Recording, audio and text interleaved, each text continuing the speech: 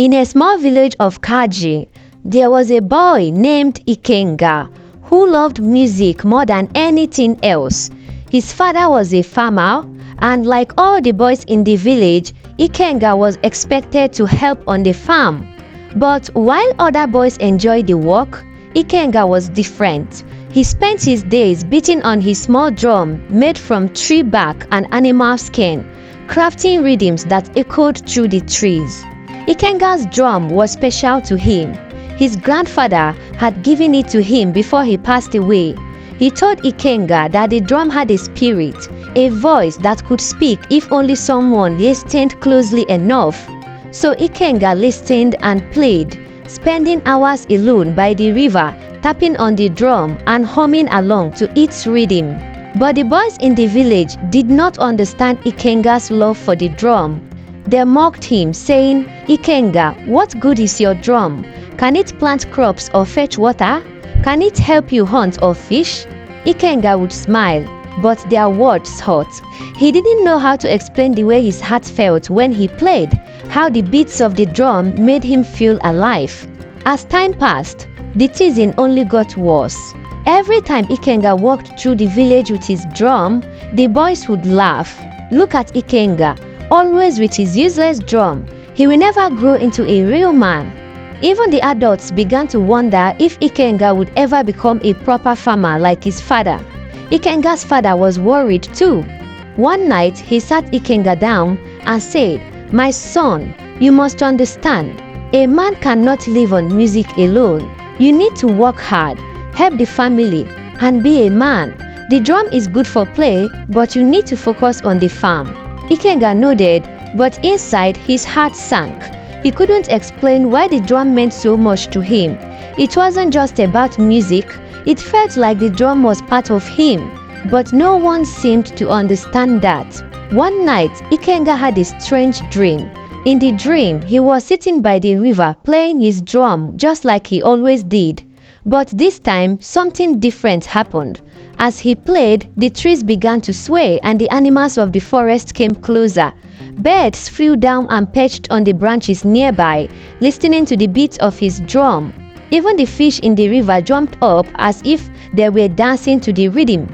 Ikenga woke up, his heart racing. He didn't know what the dream meant, but it felt important, like it was trying to tell him something.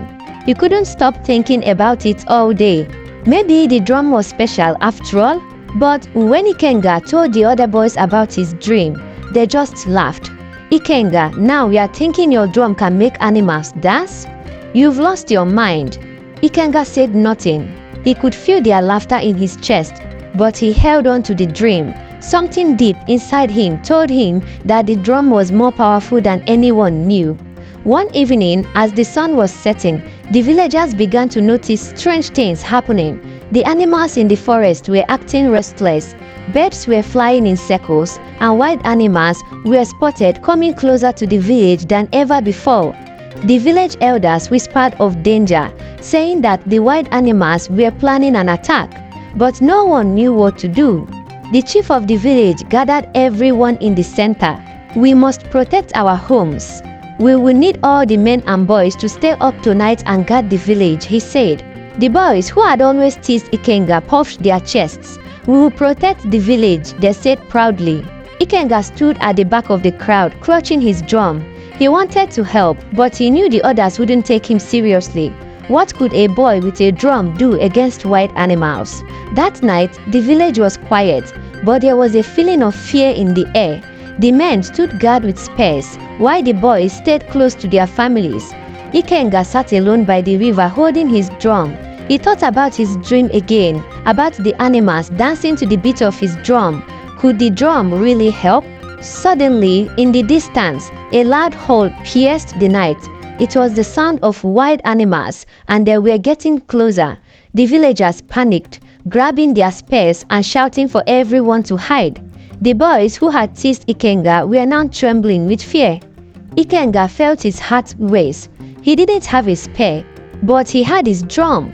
He didn't know why, but something inside him told him to play it. So, with shaking hands, Ikenga began to tap on the drum. The rhythm was soft at first, then louder, echoing through the trees. As Ikenga played, something strange began to happen. The wild animals who had been growling and howling in the distance suddenly stopped.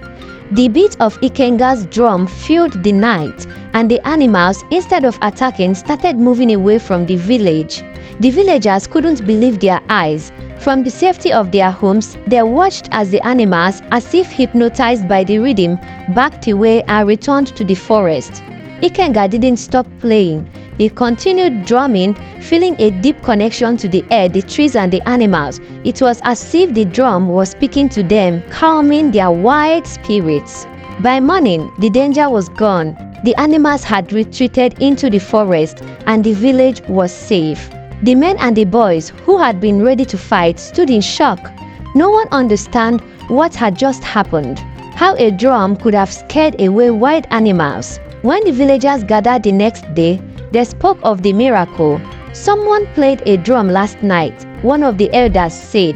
"That drum saved us." The boy, who had always mocked Ikenga, stood in silence, their heads down. They knew it was Ikenga's drum, but they didn't want to admit that the boy they had teased was the one who had saved them. The chief of the village called for Ikenga. When Ikenga stood before him holding his drum, the chief looked at him with curiosity. "Ikenga, we have heard stories about a drum being played last night. Was it you?" Ikenga nodded quietly. He didn't want to brag, but he knew he had to tell the truth. "Yes, chief, it was my drum. I played it and the animals went away." The chief was amazed. "Your drum has power, Ikenga, a power we didn't understand before. You have done something no one else could do. You saved our village." The boys who had mocked Ikenga came to him one after the other. "Ikenga, we are sorry," they said. "We didn't know your drum could do something so amazing. We were wrong to laugh at you." Ikenga forgave them, but he didn't feel angry anymore. He realized that being different wasn't a bad thing. His love for the drum, the very thing that made him different, was the thing that had saved them all. From that day on, Ikenga was no longer teased for playing his drum. In fact, the villagers came to love the song of Ikenga's drumming. He would play in the evening and the villagers would gather to listen, feeling safe and at peace. Ikenga had learned an important lesson.